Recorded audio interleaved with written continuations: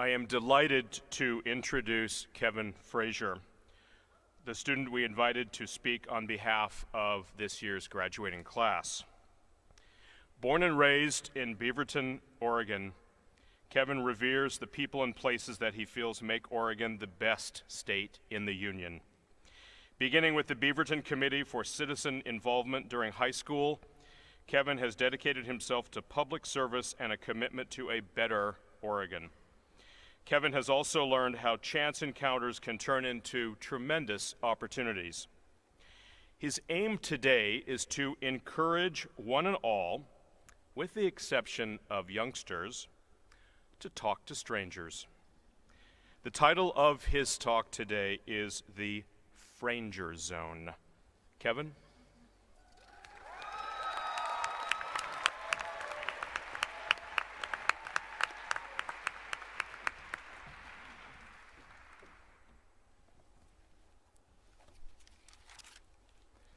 Thank you, Dean Hunt, for that kind introduction. Pardon me while I get adjusted.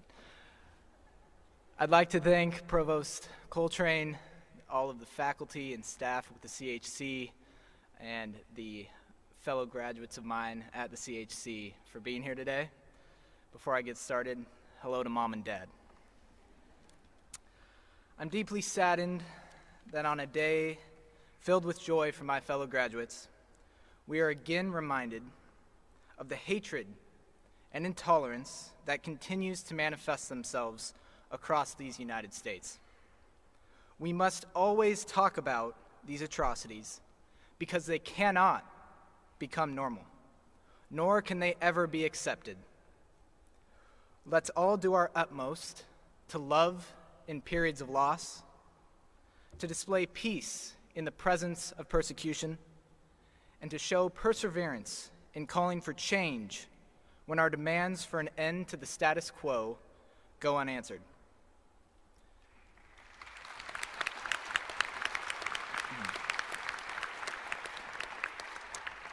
Thank you for permitting that brief aside. I'm also going to start with a question. To my fellow graduates, please look to your left and to your right. Well done. Excellent work. Now, if you could please raise your hand if you did not know one of those people before you came to the University of Oregon. That's what I thought. 4 years ago, we were collectively swimming in a sea of strangers, in an ocean of unknowing. Days, weeks, months full of introduction after introduction. You know the drill all too well. Name, hometown, major, and if one of your professors was feeling particularly wild that day, maybe your favorite kind of Prince Puckler's ice cream.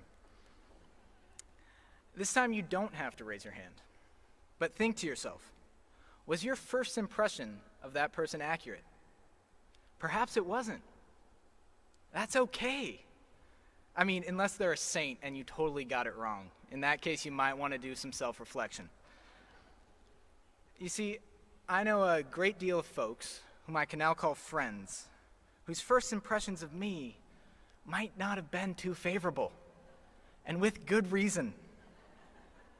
Their first memory of me, old Kev, will forever be tied back to a fateful chilly night, early freshman year. So early that dorm food was still delicious, and roommate relationships were still cordial.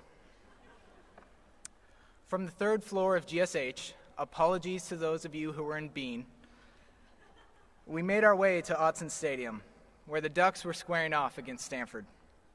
After running to get good seats, the group settled in for some quality football. We cheered hard for 4 quarters. We twisted, and we shouted. We had a joyous time, that is until the final few minutes, when a field goal sailed wide left, and my vocabulary sailed just as far out of bounds.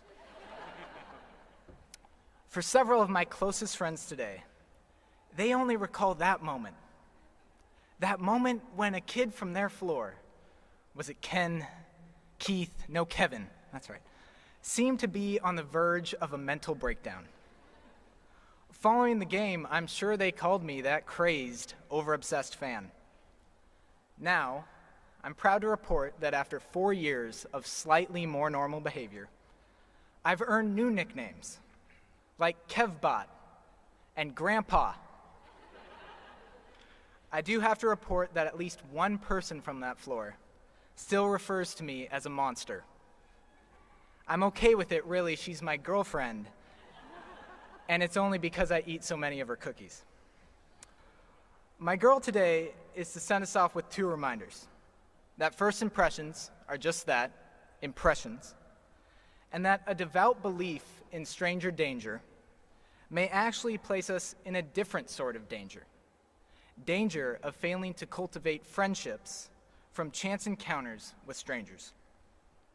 Surely, in many instances, keeping kids away from strangers is a smart thing. Everyone knows you avoid the white van mark-free candy. That's just common sense. But we're not kids anymore. We're college graduates. So, my fellow graduates, I'm convinced that now more than ever is a time to do just the opposite than to avoid stranger danger. Rather, we not ought to only talk with strangers, but eat with, learn from, and venture together with strangers.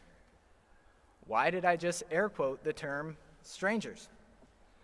Because according to Facebook, the degrees of separation between you and just about anyone else on this planet is a mere 3.5 degrees.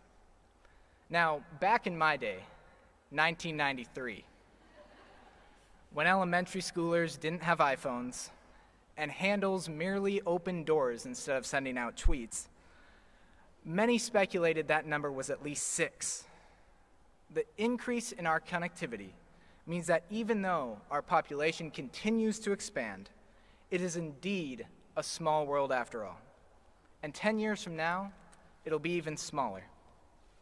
You can Skype your pal in China, text your friend sailing around the world, or, my personal favorite, enjoy a romantic evening watching a movie via split screen with your girlfriend half a nation away. That's a romantic date night. In this smaller and smaller world, we shouldn't call anyone a stranger, but rather a friend of a friend of a friend of a half a friend you've yet to meet. Or, more concisely, a Franger. That's right, a Franger, F-R-A-N-G-E-R. Friends that are, at least in this moment, still strangers. There are essentially 3 ways of responding to a growing and yet shrinking world. The first line of thinking falls from the concerns of every TV mother. Think of June Cleaver, for instance. That interacting with those outside the walls of your own shire carries more risks than benefits. I call this the Bilbo Baggins syndrome. Life's good within your bubble. Why leave? The second is to tolerate strangers, accepting that the occasional interaction with unknown people likely won't injure you, but still being reserved, and letting unsolicited strangers come to you instead of you to them. This, of course, is the Tinder approach. You meet who you want, when you want, and only if you think things are going to click. The third, the one that has made the most impact on me, is embracing a world in which there are literally billions of strangers out there, just waiting to eat that waffle, drink that pint, or share that nugget of wisdom with you. This is the Franger formula, that a Franger is greater than danger. So you, us, everyone here, has to decide if entering, wait for it, the Franger zone outweighs the hypothesized dangers of being vulnerable, outgoing, and friendly.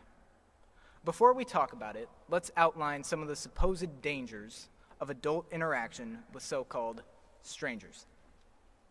Number 1, embarrassment. You've met Tom 100 times.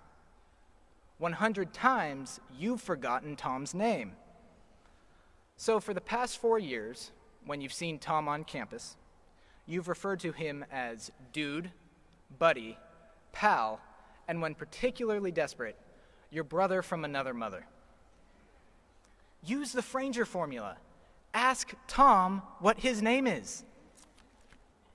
Number 2, awkward moments. You're stuck in an Uber pool in January with someone you've never met before and try to start some small talk. Use the Franger formula, because all it does here is rain. You better come up with a better approach than, man, it's been really rainy here. That's going nowhere in Eugene, okay? Number 3, confrontation. You meet someone who actually believes that Taylor's is a better bar than Rennie's. You could let this argument end the potential for a new friend.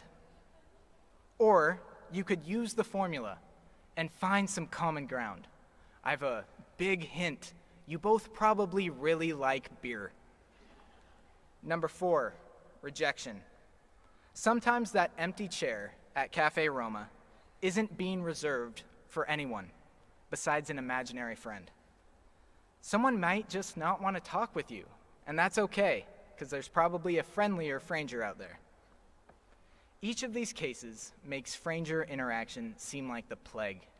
They leave you tired, frustrated, and wishing you had just called it a Netflix day. Then there are the positives, the outcomes of an unplanned encounter that can shape a term, improve a school year, and result in a lifelong friendship.